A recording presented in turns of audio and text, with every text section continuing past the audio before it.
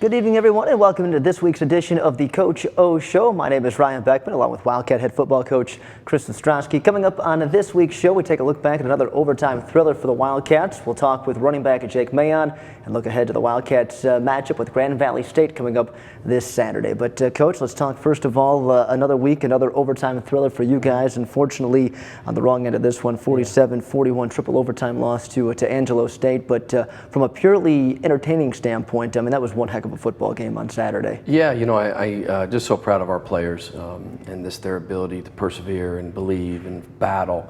You know, I think a real blueprint in regards to are we progressing, are we a relevant football program, is how hard our players play, and our players play hard.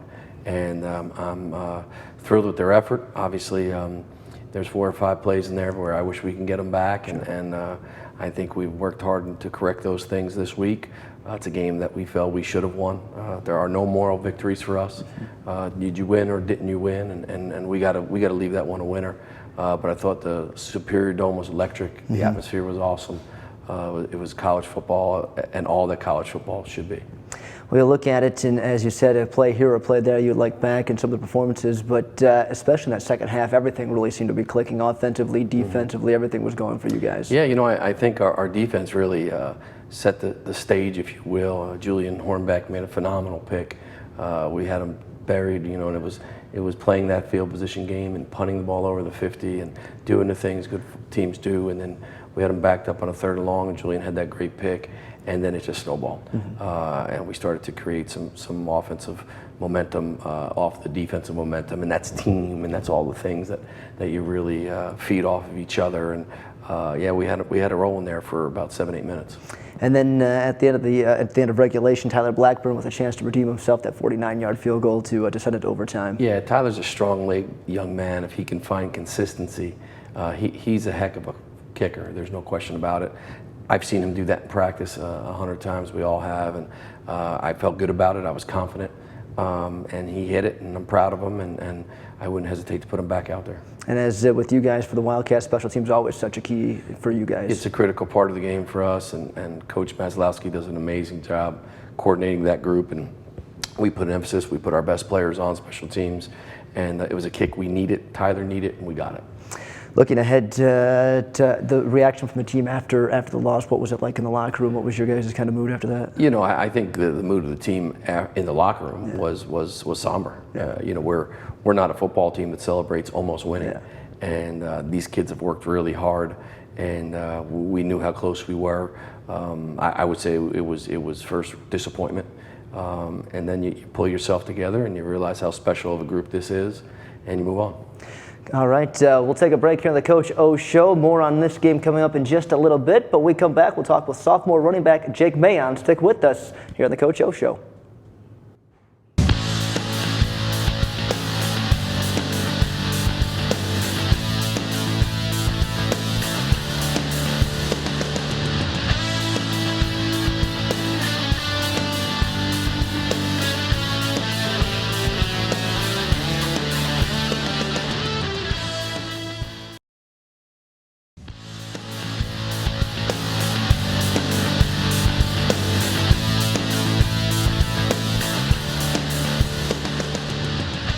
Welcome back to the Coach O Show. Now time for our player interview here on the show. Our player tonight, sophomore running back for the Wildcats, Jake Mayon. And Jake, nice to have you on the program. Thank you for having me. Let's talk first of all about the Angelo State game, triple overtime, a thriller. You with a rushing touchdown to start the second overtime, or at least your possession in the second overtime.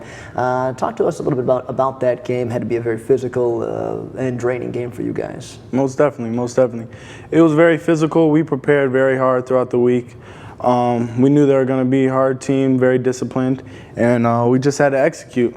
And I feel like a few things we could have executed a little bit better on. We all had our little mistakes, but it was a great game overall. Now, when you look at now in your sophomore season for the Wildcats, what's the biggest difference for you this year as a sophomore that you didn't know last year? What do you think you've improved this year? For number one, I'm healthy now. And that's a big deal to me. I'm glad I'm healthy. Number two is we're just I can just tell and sense that we're just a different team. We're hyped up. We got a new energy. We're rising up. That's our theme this year. And we're definitely going to stick to that theme. I definitely believe we're rising up, and you'll see that throughout the year. When you look back at your freshman year, what's one thing that you know now that you wish you would have known coming in as a freshman? That's a tough one. Really just patience with everything, and really letting everything flow. As a freshman, I was kind of like all over the place. My mind was a little scattered a little bit. Just have patience with everything. Don't overthink. If I can go back and tell myself that, then it would definitely help me out a lot, yeah. Now, your brother, a freshman on the team this year, what's that relationship like to have your brother join the Wildcats? Oh, it's great. It's great. That was always a dream for us to play together in college football. We played together our whole lives. He always played up. He's 2 years younger than me. And it's great to have him on the team and always be able to push him, get his back when he needs it. And he has my back at all the time, so it's a great feeling. Now, him being on the defensive side, talk a little about a competition or anything from that standpoint between you guys? We always have that friendly competition, always. And it's great. Like I said, he motivates me, I motivate him, and it's great to have him on the other side of the ball where he can, try to get me on a play, I try to get him, and it's just great competition. When you look at this upcoming game against Grand Valley State, talk to us a little about this coming Saturday, heading down to Allendale, taking on the second-ranked Lakers under the lights. Your thoughts going into the game this weekend? We're going to prepare the same way we prepare every week. We know they're a good team. We know what they're about, but we also know what type of team we are. We're going to execute, and we're definitely going to try to pull something off.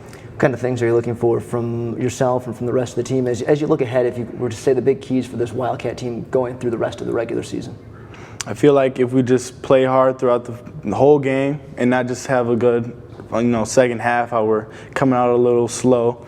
If we come out fast and execute, then it should be a great year for us, the way we thought it would be. And we all prepared very well, so I'm very, very excited about this year and us rising up. Absolutely. Should be a great game on Saturday and the rest of the season. Most for definitely. sure. Jake, we appreciate the time, and best of luck this week. Thank you for having me. You bet. We'll take a break here on the Coach O Show. When we come back, we'll get into the highlights, take a look at, plenty of them from the Wildcats game against Angelo State. That's next right here on the Coach O Show.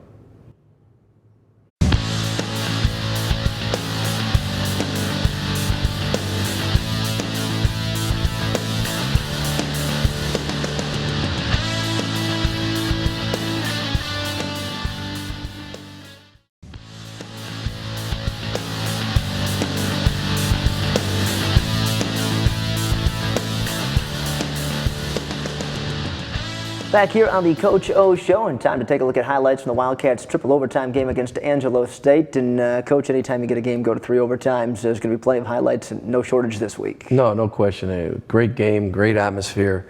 The dome, we talked about it. It was a special environment, and I think you had some really good football teams playing, and clearly we'll take a look at 6 plays and kind of make it short in regards to how many plays we're going to show, but a really fun part of the show. So as we get going here, this was a crucial moment for us, and you're trying to find a big play, if you will, and it's first down. This is a first down deal, and just a little misdirection deal, and Shea stands up tall like we've seen him do a bunch in his career, and we kind of get over the top of the safety, and that's Walter Jackson, who's a newcomer for us, young man from South Florida, makes a great catch on a good route, and the ball gets put in the air, and that's making plays, and that was a great setup for us.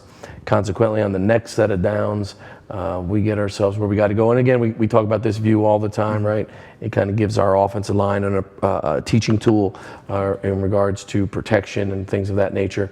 So we go play action pass, and we get a huge play on the catch right there, and we're able to get the ball on the 1 yard line, and then it's first and goal, and you're up against it when it's first and goal, and you can look at the crowd, and that beer garden was such a great piece that we put in place there last year. It's such a festive event, and Shea keeps it a little bit on zone read, and it's cool when you see the reaction of people and how excited people get, and just a really good football play for us. Again, we got a hat and a hat, and we're physical, and that's a big physical bunch there. Sure. for Angelo State, and we're able to create some movement and get a decent read, and we get ourselves in the end zone. there. So that was a good football play. This was an overtime now, so we're under center a little bit, and we've done some things in regards to manipulating the edges, and we thought that would stay true here, and it opens up for us in the middle of the field. And Jake Mayon, who you just spoke with, who is a better person than he is a player. I mean, he is the whole package. He's articulate, he's bright, he's first class, he's hardworking, and he's a great football player. Proud of Jake Mayon and that group, and he's able to bust through here and get a big touchdown for us. And that was, I believe, in second. That was the first or the second overtime. Second overtime. That was the second overtime to start that thing, and I felt real good about our chances there. And that was the first play of the overtime period, kind of put us in the end zone. Flipping sides, we'll wait for the defense here just a minute. Yeah, we'll wait for the defense here just a minute. But talk a little bit more about Jake Mayon, and we talked with him earlier in the show. Yeah. But what have you seen from him now in his sophomore year that you didn't see as a freshman? Well, I think he was instant impact the second he got on campus as a freshman. I think what is different about Jake now than last year is his ownership in the product. He's put the work in, and he's vested. It's clear he's vested. He's one of the leaders on this team. His teammates love him, and I think that's the big difference. How about the offense overall, as we talked about a little bit earlier, got going there, got a little rhythm? Yeah, I think we're trying to find the rhythm a little bit here early in the season.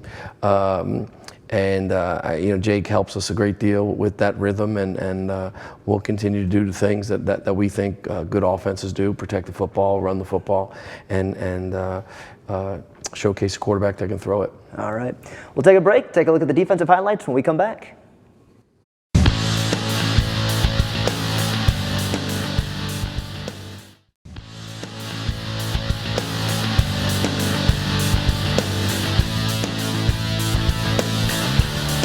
Back here on the Coach O Show, as we continue to look at highlights from the Wildcats game against Angelo State, and moving from the offense now to the defensive side. And defense stood tall for you guys on Saturday against the Rams. No, there's no question. I think we're creating a body of work. I think we understand where the pieces fit. We're playing with great energy. Defense for this football program is about passion, energy.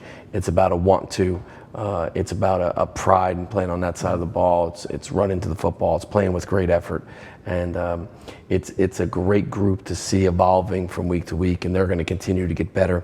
This was a huge play for us, and there's nothing better as a football coach and seeing some guys develop that you've recruited as high school players and see them come in as redshirt freshmen and then go through their redshirt year to their redshirt freshman year, redshirt sophomore year. And this is a young man that's up top there, JT McElroy, that's just fit in wonderful in regards to being our nickel player, if you will. And he comes off the edge and does a tremendous job putting pressure on the quarterback. And then Chris Washington, who's been with the program for 4 years, had some ups and downs in the games for sure. Was able to come up with a big play. That was an up, no question. Great pick. Kind of reads the quarterback's eyes, and that's awesome. And then what you do is you create a short field for the offense. Consequently, we score on this drive, and it's a critical moment in the game. You talk about when did it switch. It started to switch as the defense started to roll a little bit. So that was a huge down for us. Again, the tight copy gives our defense an opportunity to see the protection and how we were able to get pressure on the quarterback and understanding who's in what gap and all that kind of stuff. So again, our sidelines fired up, ready to go. This was as big a play as we've had at home on defense that I can recall. Again, huge moment. We've got them pinned. We've got to keep them down there. They throw the football. We do a great job of reading the quarterback's eyes, and Julian Hornbeck, who's a fifth-year senior in the program, makes a pick, gets in the end zone, and it was awesome to see that for him. And you could tell the sidelines fired up and ready to go, and great moment for us. And then from then on in, it really was a one-sided game in regards of us getting after him a little bit, and that's all you need sometimes. Great play from the defensive side of the ball right there, and that's Wildcat touchdown. We talk about the sideline being fired up. The stands were too, and I don't think for much of that fourth quarter or the overtime were the fans sitting at all. So. Yeah, that's great. I mean, God knows we've been high drama here in the last 11, 12 games here, which is good. Okay, so we get ourselves here again late in the game. We got to get a stop. It's a critical time for us, and again, you see just players playing that are worked so hard in the program, and that's Darrell Williams in the middle there playing middle linebacker, and does a great job playing with his eyes and seeing it. The real key for me is the penetration up front, the push our D-line gets. Their offensive line is 3 yards in the backfield on the play. That's a critical piece of the puzzle there. And you don't get them the opportunity to get to the second level. So consequently, DJ's a free runner and does a great job making an open field tackle. And that's a loss of 9 on that play. Huge football play for us. Yeah, some great plays from the defense for sure. And take a quick look at this in about 5 seconds. We got to wrap this up. But, okay. All right, you're wrapping me up already. Wrapping you up. So some good play there from Darrell Williams for sure. We'll take a break on the Coach O Show and final segment when we come back.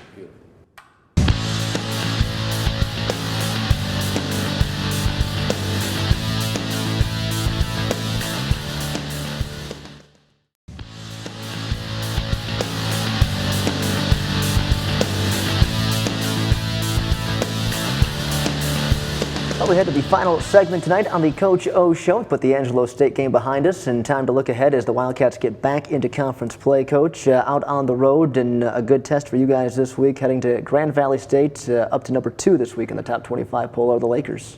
Yeah, you know, it's a heck of a football team with a tremendous tradition and a great atmosphere, and we're excited to go down and play. Tell us a little about Grand Valley State, scouting them a little bit offensively. What have you seen from them so far? You know, the quarterback's a good player, and he throws the football, and he's had a nice career there, and he's a senior now, and the running back's a special player now. He's taken one for, I think, 80 yards, another one for 60-yarder, so he's had some really big plays here early in the year.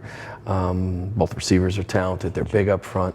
You know, there's a reason why they're averaging 50 points a game, and they're a good football team. There's no question about it. On the defensive side, holding opponents just 7 points through the first 7 points a game through the first 2 games. They're you know, equally as impressive on the defensive side of the ball, and very active in regards to how they play, and they play with energy and guys running to the football, and they're a good football team. There's no doubt about it. Talking with some of your guys, though, they're excited to get on the bus and get back to work and get back to things after this past weekend. Yeah, there's no doubt about it. You know, I thought Angelo State was a heck of a football team and a big, strong group, and we you know, fell short of that deal, and now we're going to get to go down and play one of the best teams in America, get an opportunity to put a stamp on things. We're going to be ready to play. We're going to be excited to play the game, and we're anxious to get prepared this week. Talk about some of the things that you're looking for from your team as you head into this matchup with Grand Valley. You know, there's no different in this game than any other game. I want to be prepared. I want us to play with a great belief in one another, have each other's back, protect the football, and tackle on defense. And I think if we do those things, we'll always put ourselves in position to win. Night game for you guys, 7 o'clock kick it in Grand Valley. How does the routine change at all for you guys when you play a night game? You know, it's not too much of an adjustment. I think when you travel, so much changes in regards to the way we travel. You know, we're not flying in or flying out, so I think there's a lot of change. So consequently, you know, we kicked off at 4 o'clock last week. This is a 7 o'clock kickoff. It's not that big a deal.